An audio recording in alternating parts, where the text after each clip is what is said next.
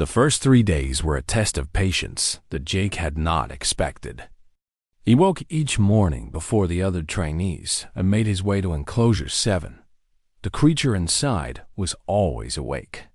The Vrask did not sleep the way humans did. Instead, it moved through periods of activity and rest, its massive 6-legged body pacing the enclosed space with mechanical precision. Jake kept a journal during these days. He recorded every movement, every sound, every reaction. He did not try to approach the creature directly.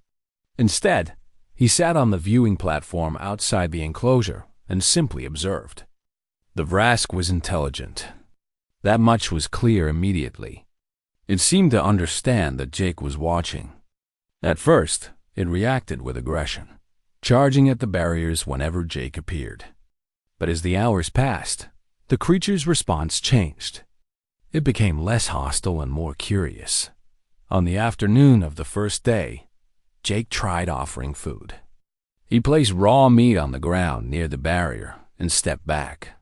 The Vrask ate the meat without hesitation, but it made no effort to acknowledge Jake's presence. By the evening, Jake tried talking. He spoke in low, calm tones about nothing in particular. He talked about Earth, about his childhood, about the stars he had seen from his home world. The Vrask either ignored him or listened without response. That night, other trainees gathered in the dormitory common area. Jake joined them briefly, but the conversation felt hollow. A veteran was already struggling with his creature. A Talon spoke confidently about techniques she had learned. The other humans sat quietly, unsure how to relate to any of it. Jake returned to his room early and lay in darkness, thinking. The creature profile said the Vrask had rejected 3 handlers. What was the common thread? What had those handlers done that made the creature unwilling to bond? He thought about the word bond itself. What did it really mean? Animals bonded through trust. Humans bonded through shared experience and understanding. But how could a human and an alien creature share anything meaningful? The second day, Jake changed his approach. Instead of trying to communicate, he simply existed near the creature. He brought a chair and sat silently, sometimes reading information about Vrask physiology, sometimes just sitting and breathing. Occasionally, the creature would move close to him, but it kept a barrier between them. By evening, the Vrask was watching Jake as much as Jake was watching the Vrask. That night, Jake began to wonder about sound. He had read that Vrasks used complex ultrasonic calls to communicate with each other. He had also read that they had been territorial creatures in their native habitat before capture. They would mark territory and communicate danger through vocalizations. What if they responded to vibrations in frequencies he could not hear? On the third day, Jake brought an instrument from the facility's recreational area. It was a simple wooden flute, the kind humans had played for thousands of years. He did not know much about playing music, but he knew the basic principle of how to produce tones. He sat outside the enclosure and began to experiment with different notes. The Vrask reacted immediately. It stopped its pacing and moved closer to the barrier. The creature did not seem aggressive or curious in the normal sense. Instead, it seemed almost mesmerized by the sound. Jake changed the pitch and watched as the creature's ears, which he had assumed were merely decorative, actually moved to follow the vibrations. By late afternoon on the third day, Jake had developed a simple melody. It was nothing complicated, just a series of notes that seemed to resonate with something in the creature's response patterns. He repeated the melody over and over. The Vrask moved closer and closer until its massive head was nearly pressed against the barrier. The creature was responding to music. Music seemed to create a communication pathway that neither food nor words nor time could establish. That evening, Instructor Mara appeared at the observation platform. She moved silently, and Jake only noticed her presence when she positioned herself beside him. Her massive frame cast a shadow across the enclosure. "Tell me what you have discovered," she said. It was not a request. Jake explained his theory about sound frequency and Vrask sensory systems. He played the melody again on the flute. The Vrask immediately moved to the barrier. Mara watched in silence for several minutes before speaking. "The three handlers who came before you used standard protocols," she said. "Food, commands, visual signals. They operated as if the creature was less intelligent than itself. You have chosen to listen instead of command. That is the difference between a failure and a success." She turned to leave but paused. "Continue with your melody, but develop a true bond. Sound alone is not enough. The creature must understand that you see it, that you acknowledge what it is. Sound is only the beginning." Over the next 3 days, Jake refined his approach. He continued with the flute, but he also began to whistle. Whistling required his own breath and body, not an instrument. It felt more intimate somehow. The Vrask seemed to understand the difference.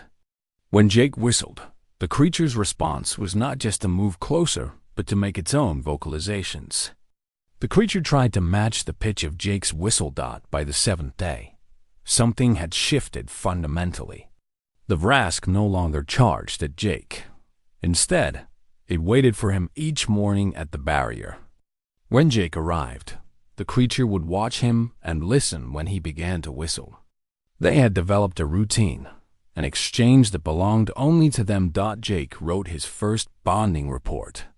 He detailed the failure of standard methods and the success of acoustic communication. He explained that the Vrask was intelligent enough to teach Jake its preferred method of interaction. He described how the creature had shown him that bonding was not about domination or even comfort. It was about finding the language that another being already spoke and learning to speak it back. He submitted the report to Instructor Mara. She read it carefully, her 4 eyes moving across each line. When she finished, she looked at Jake with an expression he could not quite read. "Most trainees will never achieve this level of understanding," she said. "They will graduate, and they will work with creatures throughout their lives and never truly see them. You have seen something most species never notice. This is valuable." She handed him a new assignment. He would continue with the Vrask, but his role would change. Instead of simply bonding with the creature, he would begin to document the acoustic patterns and teach other trainees what he had learned. Not the specific melody, but the philosophy. The understanding that every creature had a language. The willingness to listen for it. For the first time since arriving on Kepler 442b, Jake felt like he was exactly where he was supposed to be. He had come to this facility to prove something about humanity. But what he was discovering was something more important. He was proving something about himself. He was proving that patience, observation, and genuine respect could accomplish what force and protocol could not. He walked back to Enclosure 7 and whistled to his Vrask. The creature responded immediately, making a sound that might have been contentment or triumph or simply the creature's way of saying, "Hello." Jake whistled back, and for a moment, the distance between species felt smaller than it had ever been before. Jake Mitchell stepped down from the shuttle transport and felt the heat hit his face immediately. The air on Kepler 442b was thick and heavy, filled with dust particles that caught the light from the 3 suns overhead. He gripped his single bag tighter and looked at the massive training facility spread out before him, like a fortress built into the volcanic landscape. The xenobiology training facility was not a place of beauty. It was built for purpose and safety. Thick reinforced walls of dark steel surrounded multiple enclosures. Guard towers stood at each corner. Observation domes covered the main sections. Everything about the building screamed control and protection. Jake was not alone. About 30 other trainees had arrived on the same transport.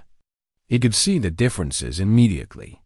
2 veterans walked with a smooth gliding motion, their crystalline skin reflecting the harsh sunlight into sharp patterns of light and shadow. They were tall and elegant, their movements precise and calculated. A group of Talons stood together, their gray chitinous armor making harsh clicking sounds as they moved. They were shorter than the veterans, but moved with deadly grace. There were also humans like Jake scattered throughout the group. Though most kept their distance from the alien species, Jake had never been the type to keep his distance. He walked across the landing platform and found a place to stand where he could see everything. The veterans noticed him. The Talons glanced his way, but no one approached. Humans were new to this program. They were experimental. Jake could feel that truth in the way the others looked at him and his fellow humans. A shadow fell across the platform. Jake looked up and stopped breathing for a moment. Instructor Mara was a Threllan, one of the oldest species in the Galactic Council. She was tall, nearly 3 meters high, with 4 long arms and skin that looked like dark purple stone. Her face was angular and sharp, with eyes that seemed to see everything. She carried herself with absolute confidence, the kind that came from living for centuries while watching younger species rise and fall. Mara raised one of her upper arms, and the crowd immediately fell silent. Every trainee moved closer, forming a rough circle around her. Jake found himself moving forward without thinking about it. He wanted to hear every word. The instructor opened her mouth, and her translator device hummed to life. The device converted her natural language into clear English for the human trainees, while others heard it in their own languages. Jake had been told that Threllans were old enough that they had learned every language in existence. "I am Instructor Mara," she said, and her voice was deep and even. "You have come here because your home worlds believe you have value. You have come to learn the skill that many of you will never master. You have come to the place where weakness is tested and broken." She walked slowly around the circle, and each trainee's eyes followed her. She seemed like a predator examining prey, though Jake sensed there was more respect in her gaze than threat. "For the next 6 weeks, you will work with creatures that other trainers have failed to control," Mara continued. "These are not animals that you will bond with through food or comfort. These are not creatures that respond to commands or punishment. These are beings with intelligence, with will, and with the power to destroy you in seconds. Your only tools are patience, understanding, and communication. Those who bring weapons into the enclosures will be removed from the program. Those who attempt violence will be removed from the program. Those who panic will be removed from the program." Jake felt his stomach tighten. He had expected difficulty, but the weight of her words was real. This was not a training exercise. This was something that could genuinely kill him. Mara stopped directly in front of the human section. Her massive eyes moved from face to face, settling for a moment on each of the 7 human trainees. Jake felt her gaze lock onto him and held her stare. He had learned long ago that backing down from a look was a sign of weakness. He did not blink. A slight movement crossed Mara's face that might have been approval. "Humans are new to this facility," she said, still looking at Jake. "Your species has less time in the galactic civilization than any other species here. You have no history with these creatures. You have no cultural knowledge of bonding. You have no advanced technology to protect yourselves. You come here with nothing but the biology you were born with. And for this reason, humans will be paired with the most difficult creatures in our enclosures. Your trainers believe this is where you belong. I will see if they are correct." She turned away and walked toward the main building. Her voice carried back to them as she moved. "Report to your assignment officers. You will receive your dormitory locations and your creature profiles. Observe your assignments tonight. Tomorrow, the bonding period begins. You will have 30 days to establish a connection with your creature. Failure means removal from the program." The crowd began to move, and Jake found himself swept along toward the building entrance. Inside, the air was cold and recycled. The walls were covered with screens showing security feeds from the enclosures. Jake caught glimpses of creatures moving in the darkness. Most of them were large. All of them looked dangerous. A female veteran sat behind a desk and called out assignments. When Jake approached, she looked at a screen and made a sound that might have been a laugh. Human Mitchell, you are assigned to Enclosure 7. Your creature is a Vrask. It has rejected 3 handlers. It has shown aggression toward all attempts at bonding. Instructor Mara thought you would benefit from a challenge. The veteran handed him a data chip containing his creature's profile and dormitory information. Jake took it and moved into the living section. His dormitory was small but clean. The window overlooked the enclosures. In the dying light of the 3 suns, he could see Enclosure 7. Something large moved in the shadows inside. He pulled up the creature profile on the data chip. The information was extensive. The Vrask had been captured 3 years ago. It was 6-legged, with a body that seemed to shift between states of matter like liquid shadow. Its teeth were numerous and sharp. It had killed 2 handlers before they realized it needed constant environmental stimulation, or it would attack from boredom and frustration. Its intelligence rating was marked as unknown, possibly equivalent to humanoid species. Jake read that last line several times. The creature in Enclosure 7 was not an animal. It was a person trapped in a cage, forced to work with handlers who saw it as a problem to be solved. He understood then what he really had to do. This was not about proving humans could control creatures. This was about proving humans could understand them. Jake turned off his lights and lay in his bed. Beyond his window, the 3 moons of Kepler 442b began to rise, painting everything in silver and blue. He thought about Earth and the animals he had worked with as a child. He thought about every creature he had ever met that nobody else wanted to handle. And he thought about what Instructor Mara had said about humanity, having nothing but the biology they were born with. She was wrong about one thing. Humans had something else. They had the ability to see another being and recognize something of themselves. Tomorrow would be the test of whether that was enough. 2 weeks into the program, Jake had achieved what no other trainee had accomplished. His bonding with the Vrask was complete and stable. He could whistle a specific melody, and the creature would come to any point in the enclosure. He could change the pitch, and the Vrask would respond with different vocalizations. They had developed a language that was unique to them, and more importantly, the creature no longer showed any signs of aggression or distress. Instructor Mara had given him additional responsibilities.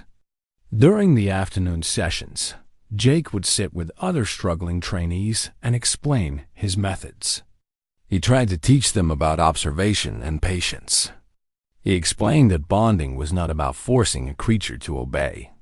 It was about finding what the Patsias creature already wanted to communicate and responding to it.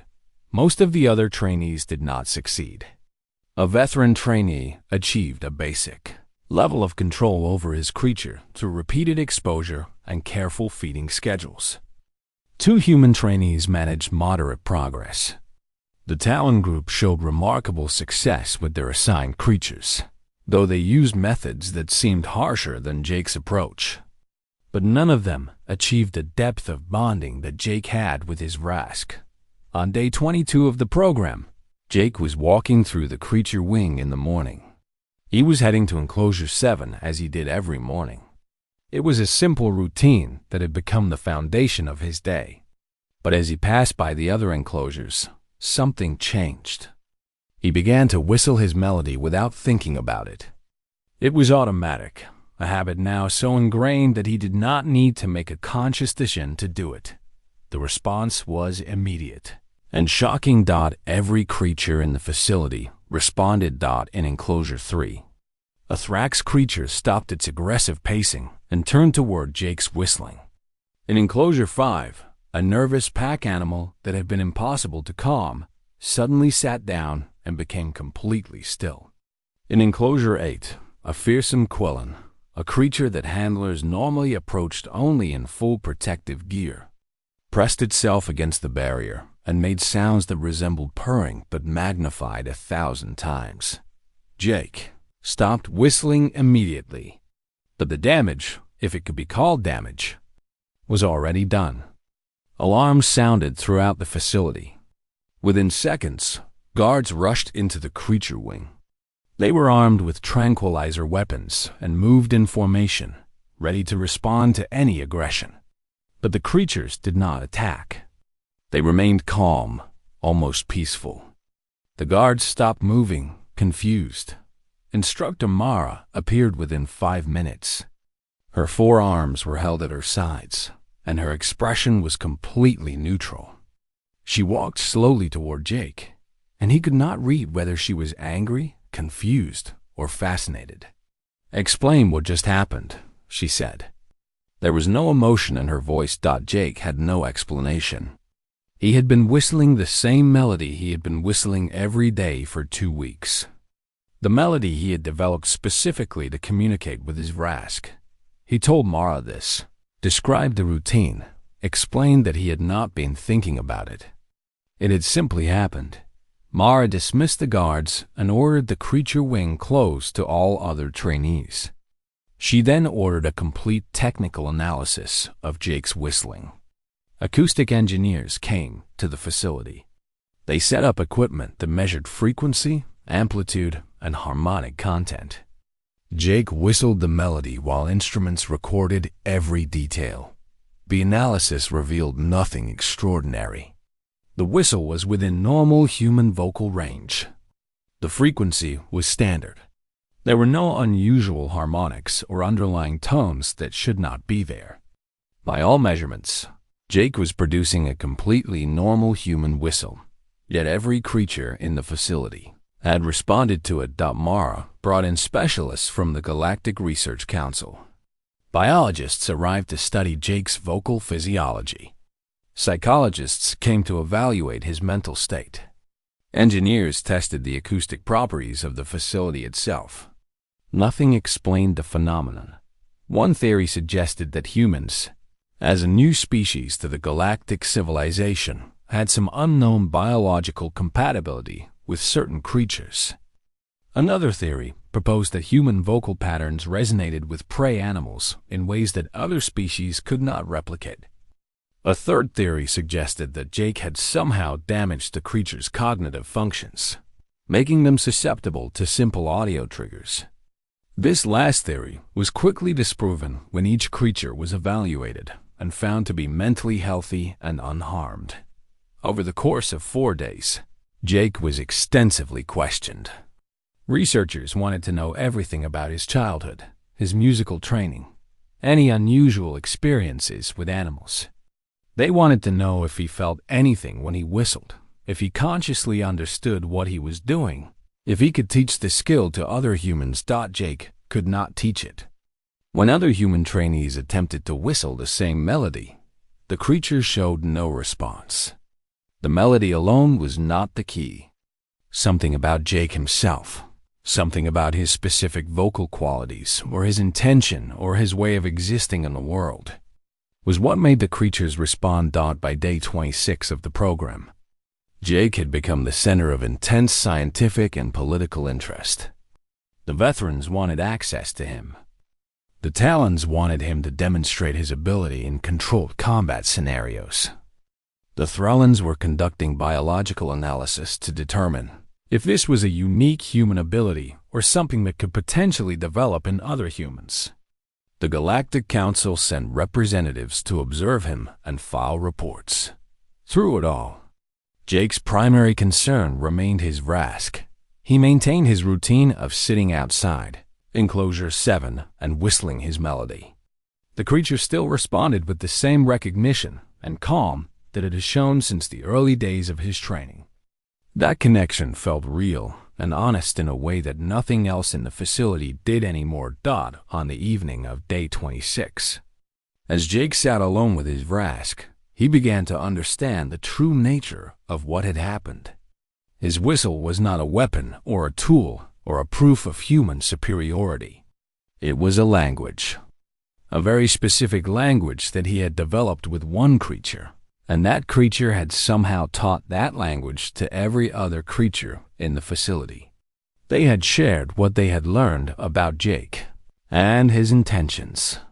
The creatures had recognized him not as a handler or a trainer, but as something rare, something that saw them, something that was willing to listen. That realization changed everything about what came next. By day 30 of the program, the facility had transformed into something that resembled a diplomatic conference more than a training center. Representatives from 8 different species had arrived. They came with guards, with researchers, with political advisors. The small training facility on Kepler 442b had become Ground Zero for what the galactic media was calling the human anomaly. The Council of Species held formal meetings to determine how to respond to Jake's ability. These meetings were held in secure conference rooms, but Jake was kept informed of the major discussions through Instructor Mara. The veterans raised the first and most direct concern. They wanted to know if a human could use this ability in military conflict. Could a soldier be trained to control creatures the way Jake controlled them? Could creatures be weaponized through acoustic signals? Could this ability be reverse engineered and used as a weapon against humans? The Talons asked different questions. They wanted to understand the evolutionary advantage that this represented. Was this ability something that all humans possessed and simply had not discovered? Was it tied to human physiology or to something psychological? Could this ability spread to other species? If humans had this talent, what other surprising capabilities might they be hiding? The Threllans took a more academic approach. They wanted to study Jake thoroughly to understand the biological and psychological mechanisms at work. They proposed long-term research that would involve detailed analysis of every aspect of his physiology, his brain structure, his genetic markers. They wanted to document everything about how a human could produce a vocal signal that seemed to transcend normal sensory processing. The Quillen representatives, who had traveled to the facility specifically to understand why their species' creatures had responded to Jake's whistle, brought a perspective that surprised everyone. They suggested that humans might have an ability to genuinely communicate with creatures rather than simply control them. They proposed that Jake's whistle was not a tool of domination, but a tool of translation. The debates went on for hours each day. Jake was taken out of his training program and placed in specialized testing facilities. Researchers worked around the clock, analyzing his vocal patterns, his brain activity while whistling, his genetic structure. He was asked to whistle while connected to neuroimaging equipment. He was asked to whistle different melodies and different emotional states. He was asked to attempt to teach other humans to replicate his ability. Nothing changed the fundamental reality. The ability was unique to Jake. When he whistled the melody, creatures responded. When anyone else whistled it, nothing happened. On the 7th day of intensive testing, Jake was brought before the Council of Species representatives for direct questioning. The meeting room was vast and circular. Representatives from 8 species sat in elevated positions overlooking the center where Jake stood. The lighting was deliberately bright and uncomfortable. Jake realized this was a test of his composure and honesty. A Vothran official spoke first. Her crystalline skin reflected the harsh light, creating rainbow patterns across the room. She asked the question that everyone had been thinking. A human soldier with this ability could control creatures in military situations, she said. It was a statement, not a question. They could command creatures to attack or defend or sabotage. This represents a significant military advantage for humanity. We must understand your willingness to use this ability as a weapon. How do we know you will not weaponize this skill? Jake stood in the center of that room with 8 species staring down at him, and he did not feel afraid. He had spent 3 weeks with a creature that had been abandoned by everyone else. He had learned that understanding mattered more than power. He had learned that connection was stronger than control. He met the veteran official's gaze directly and spoke without hesitation. "Yes," he said. "A soldier could use this ability as a weapon. A human soldier could control creatures in conflict. But they would not."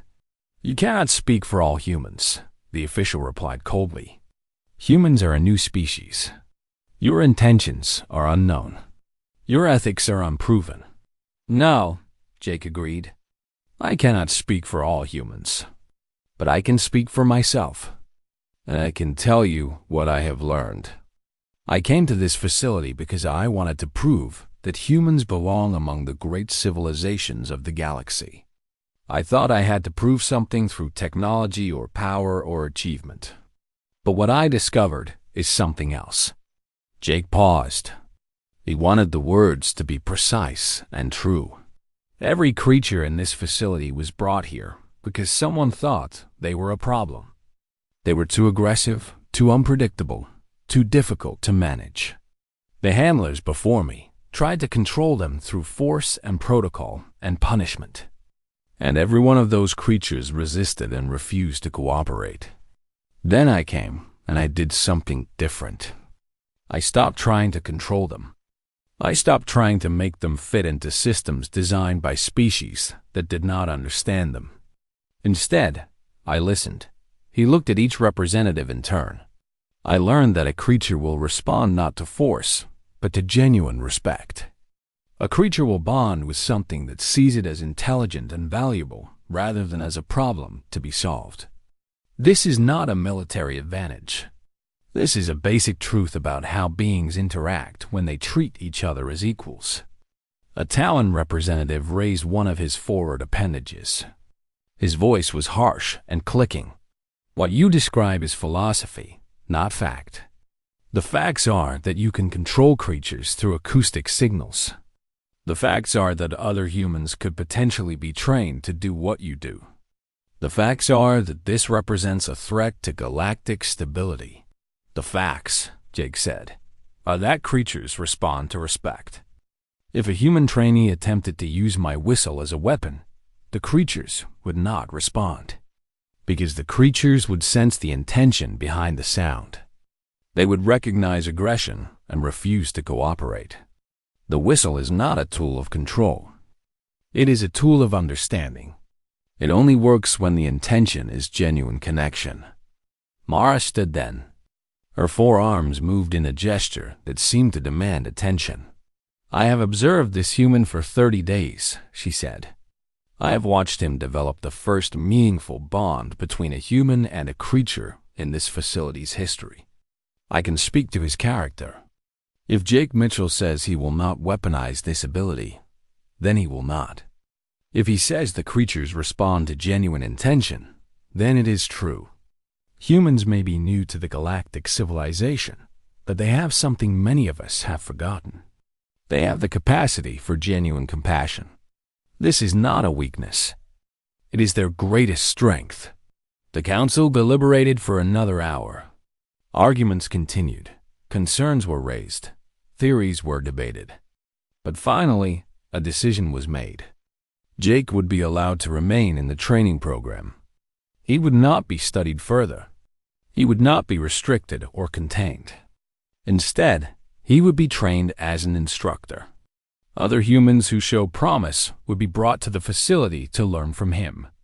Not to learn how to whistle and control creatures, but to learn how to truly communicate and bond with them. It was a solution that satisfied no one completely, but that everyone could accept. As Jake left the conference room, he felt the weight of expectation settle on his shoulders. He had not asked to be important. He had not wanted to change anything. He had simply tried to understand a creature that everyone else had given up on. And now that understanding would shape the future of human relationships with alien species across the galaxy. 3 months after his graduation from the training program, Jake stood at the observation platform of Enclosure 7 for what he knew would be one of the last times. His Vrask was pacing in the large space, but the movement was relaxed and purposeful. The creature knew what was coming. It had sensed the change in routine, the increased activity, the preparation for something new. The formal decision to make Jake an instructor had been made, but the process of transition had been slow and deliberate. The council wanted to ensure that other humans brought to the facility would not simply copy Jake's whistle, but would instead develop their own methods of communication with creatures. They wanted to create a training protocol based on observation, patience, and genuine respect rather than on acoustic signals alone. Jake had spent the past 3 months developing that protocol. He had documented every observation from his bonding process with the Vrask. He had recorded the stages of development, from initial rejection through curiosity to genuine connection. He had analyzed what had worked and what had failed. He had created a teaching program that could be adapted to different human personalities and different creatures. But the hardest part had been saying goodbye on his final morning with the Vrask. Jake arrived early before the other instructors and researchers came to the facility. He was alone with the creature that had taught him so much. He sat outside the enclosure, not whistling, just sitting. The Vrask came to the barrier and pressed its massive head against the reinforced, transparent material. Jake placed his hand on the opposite side, separated by the barrier that would always keep them apart in the physical sense, but closer in every other way that mattered. "You're going to have a new handler," he said to the creature. "A human named Emma. She is curious and patient like I am. She will not try to force you into anything. She will listen, and you will teach her things the way you taught me." The Vrask made a low vocalization that sounded almost like understanding. Jake stood and whistled the melody one last time. The creature responded with the same recognition it always did, but Jake sensed something different in the sound.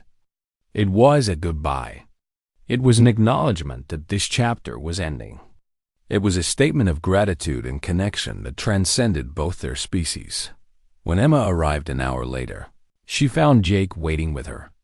She was the most promising of the new human trainees, a woman with a natural gift for observation and a genuine interest in creature psychology. Jake had already spent time preparing her for this assignment. "Remember what I told you about your own pace," he said. "Do not rush the process. Do not expect the creature to trust you quickly, but also do not mistake patience for passivity. Be present. Be genuine. Be willing to learn what the creature wants to teach you." Emma nodded. She had heard this speech before, but hearing it again in the context of taking over care for the Vrask seemed to give it new weight. She placed her hand on the barrier, just as Jake had done countless times before. The Vrask approached her and made a low sound, neither aggressive nor welcoming. It was neutral. It was a beginning. Jake knew Emma would do well. He had seen the same curiosity in her that had driven him from the first day. She would not bond with the Vrask the same way he had, but that was not the point. The point was that each creature needed to be understood according to what it was, rather than according to some universal template. Over the next weeks, other human trainees began to arrive at the facility. The council had approved a new program specifically to teach humans the art of creature bonding. Instructors from other species would teach the technical aspects of safety and biology, but Jake would teach the philosophy. He would teach observation. He would teach patience.